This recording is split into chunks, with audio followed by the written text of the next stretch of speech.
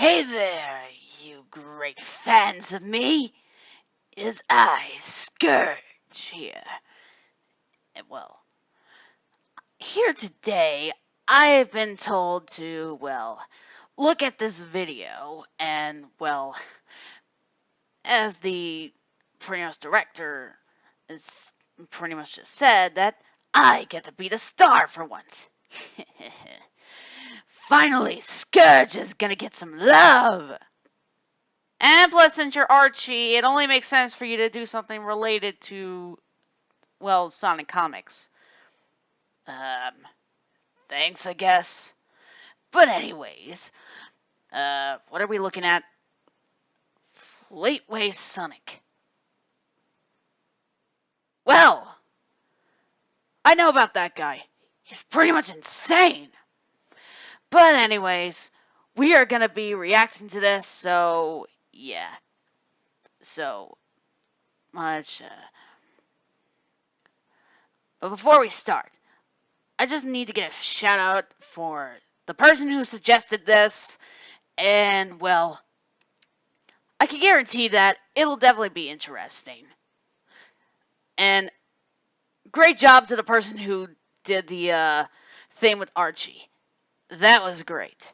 Anyways, without further ado, let's begin. I've always been fascinated by the UK's Sonic the Comic, published by Fleetway. Growing up with the Archie comic, this one always felt kind of mysterious and foreign to me. Sharper than a cyber razor cut. Whatever the fuck that means. That's I'm not edge. British myself, but I do have some family who lives in England. You know, it does look a bit better than early Archie So I actually issues. did have some limited exposure to it as a child. Well, I finally sat down and read the whole thing. And I have to say, I found the experience to be rather enjoyable. However, I may be slightly more predisposed to enjoy an old Sonic comic than your average person. Ah, what the heck is that? Because I didn't really grow up with the comic, I can't give you the wistful, nostalgic retrospective this series deserves, but I can give you my impressions as a fully grown Yank reading a British children's comic for the first time. One thing that always stuck out to me is that the Fleetway comic is noticeably larger than the Archie comic. Maybe this is just like a British comic thing, but I gotta say, it's actually quite nice. I figured I'd mention it because it's something you might not appreciate if you're just reading scans of the series on your computer or some kind of social deviant. As far as the structure of the comic goes, issues are divided into 4 stories, the first of which is always about Sonic, but it also featured stories about other Sega games as well, like Shinobi, Golden Axe, Echo, etc. Wait, other Sega franchises got that? Gaming-related news, and yet Knights, and tips about another famous Sega mascot, got only 6 issues that didn't return. Thanks a lot, Pigbenders! Scourge! Like, I've seen a lot of Sonic costumes over the years, but this Tails let it go, man. Just let it go. These news pages are a pretty great source for high-quality pictures. That's actually kind of cool. 4 separate stories per issue is a pretty cool idea, but they can end up feeling fairly brief. The Sonic story is always 7 pages long, and the other stories are usually just 5 pages each.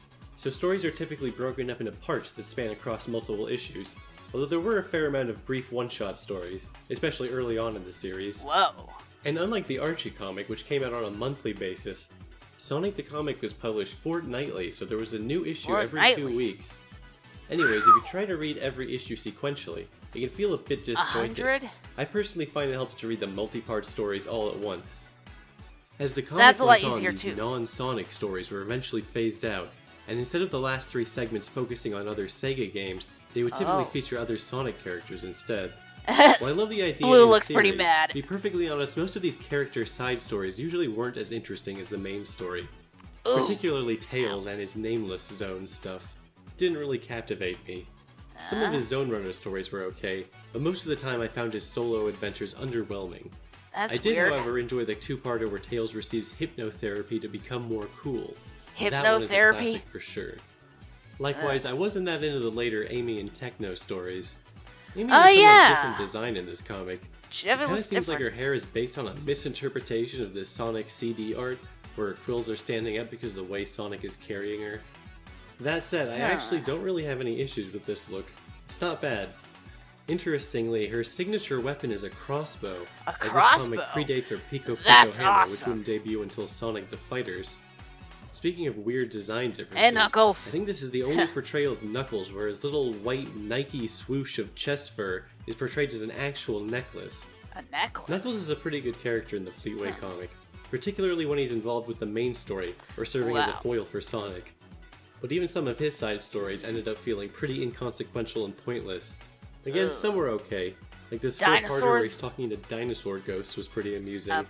Okay. So what about Sonic himself? I thought it'd be like, a ghost! I mean, maybe that's an oversimplification. I suppose it could be argued he just has a peculiar sense of humor. He's particularly mean to Tails, whom he's nicknamed Pixel Brain. Ow. I personally think all of this shit is hilarious. However, I can't understand why some people might be put off by it. That said, I totally dig this version of Sonic. He's vain, arrogant, rude, and even selfish at times, and these traits can do get him into trouble. I mean, he's still ultimately portrayed as a good so guy, I made of course. Slightly Just a bit more of a flawed hero than usual, which is nice. I've always preferred a little more attitude and a little less power of friendship bullshit. Some portrayals seem to think having an attitude just means making a lot of bad jokes. As I explained in it seems to be a lot better here than it is in the modern games. The Kintobor origin story from the Sonic Bible drafted by Sega of America, which is also where it got the names for Porker Lewis and Johnny Lightfoot, who are both fairly prominent characters.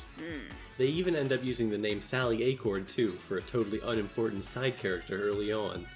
In fact, Kintobor himself is even a reoccurring character in the form of an AI.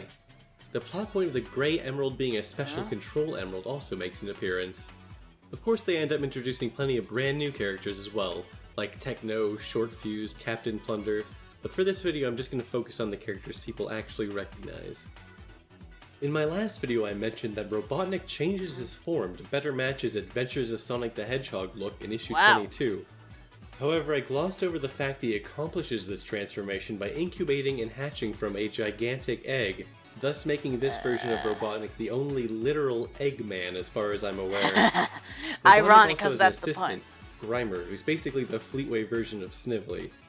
In fact, the character was created because the writer, Nigel Kitching, was under the impression that he had to use Snively in the comic, but was informed it was actually the opposite. They couldn't use the character, so he was quickly rewritten into being a new character called Grimer instead.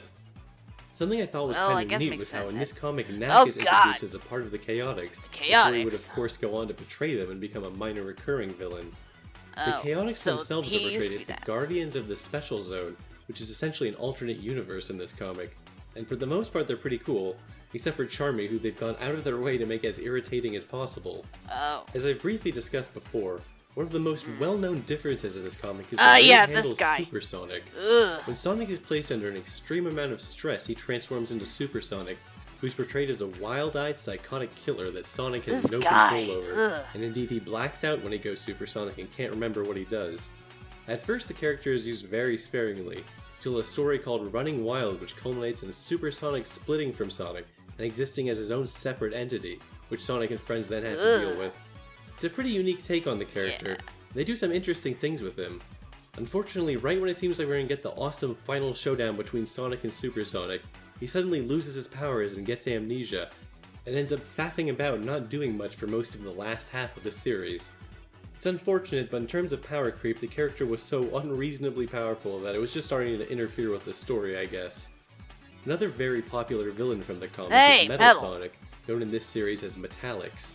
He first appeared in a Sonic CD-inspired storyline, where he ends up getting defeated due to some questionable time travel shenanigans.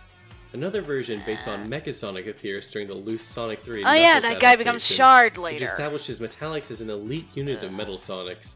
This becomes a key plot point during the Brotherhood of Metallix arc, which is often considered a high point in the series.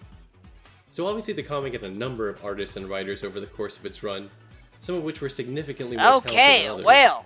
While eventually the series would develop a more clean and consistent look, some of the very early issues featured stunningly bad artwork.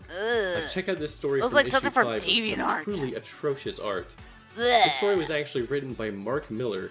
Years before he would write Kick-Ass or Marvel's Civil War, he was writing stories about Tails getting kidnapped by Bacon, another extremely peculiar Sonic stories.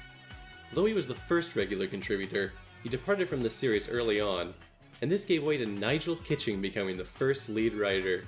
When people fondly remember this comic, there's a very good chance they're thinking of a story written by Nigel Kitching and illustrated by Richard Elson. These stories are pretty much what you'd call the good shit. I really dig Elson's art, and it was cool seeing the progression from his early work, watching it slowly coalesce into the definitive STC look. I wasn't quite so keen on some of the other artists, though. Like, I do think Mick McMahon is a talented artist, but I really did not like the way he drew Sonic characters. Oh, God! Unlike the Archie comic, the early strips were mostly just inconsequential fucking around. But in issue 9, Sonic is sent 6 months into the future, and during his absence, Robotnik takes over the world and remains in control of Mobius all the way until issue 100. Wow, Robotnik taking over the planet after Sonic is gone for 6 months. What an interesting idea. Yeah, but that failed. What stuck out to me when reading this comic is that it felt a little more in tune with something that worked in this did not count to the game. Cartoons of the era. Sonic actually lives in Green Hill Zone and later Emerald Hill Zone. Robotnik's base is in Metropolis Zone, and many other zones from the games like Chemical Plant were featured as well. The events of the first 2 games were also considered canon to the comic. While later in the run it would start focusing much more on its own original characters and locations, I feel like it struck a good balance early on. You know, I thought this comic was only released in the UK, but apparently there were versions of it published in other countries.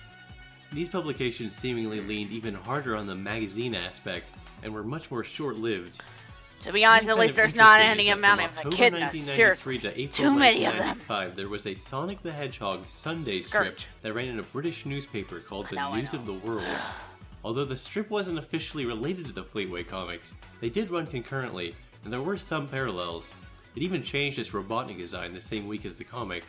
And despite being printed with absolutely no credits, it was eventually confirmed that Richard Elson did a majority of the art for the strip.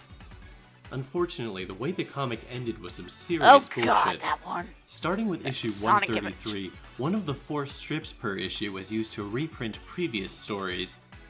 This was done to save money, obviously, but also as part of Egmont Fleetway's policy of 5-year reader cycles, apparently. The number of pages was also cut from 36 to 32, which resulted in them cutting out the sections on news, reviews, and tips, and later in the year the comic's mascot Megadroid was removed. By issue 158, there was just 1 new Sonic story per issue, with the rest being reprints. This coincided with the Shanazar and Time Zone story arcs, which meant that the comic didn't take place on Mobius or feature any main characters except for Sonic, and later on Amy, for an extended period of time. Nigel Kitching was also fired, leaving Lou Stringer as the sole writer. Although Kitching would return to write a 10-part adaptation of Sonic Adventure, which was well received, this would ultimately be the last new material written for the comic, and starting with issue 185, the entire comic was comprised of reprints, till it was finally cancelled after issue 223. Richard Elson was the only member of the creative staff left during this period, and his only job was to draw new covers for each issue. So it's a bummer the comic ended up getting cancelled under such shitty circumstances, with executive meddling and budget cuts ultimately leading to its demise, but it left a very strong impression on a lot of fans. In fact, there's even an unofficial fan continuation of the series called Sonic the Comic Online, which has received praise from Kitching and occasional contributions from former STC staff like Richard Elson. Anyways, there's still a lot of stuff I didn't talk about yet. I just wanted to make a video taking a broad look at the comic before going over the minutiae of the series. I guess I also wanted to make this video as a way to gauge people's interest on the subject. But I think it might be fun to go through and break down some of the major arcs and weirder stories, if people are interested.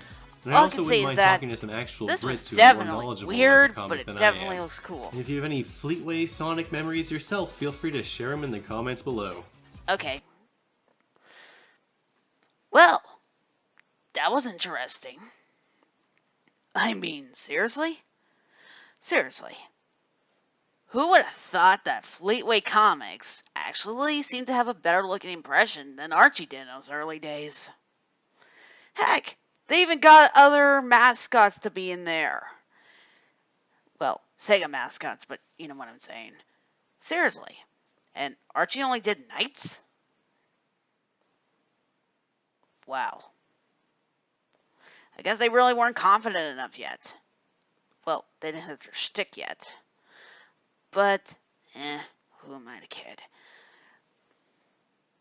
All I can say is that, well, the blue blur with an attitude in this series seems way more better and in tune than the one in Archie back then. And of course, yours truly would pretty much appear soon. But anyways, I hope you all like this. This is Scourge the Hedgehog.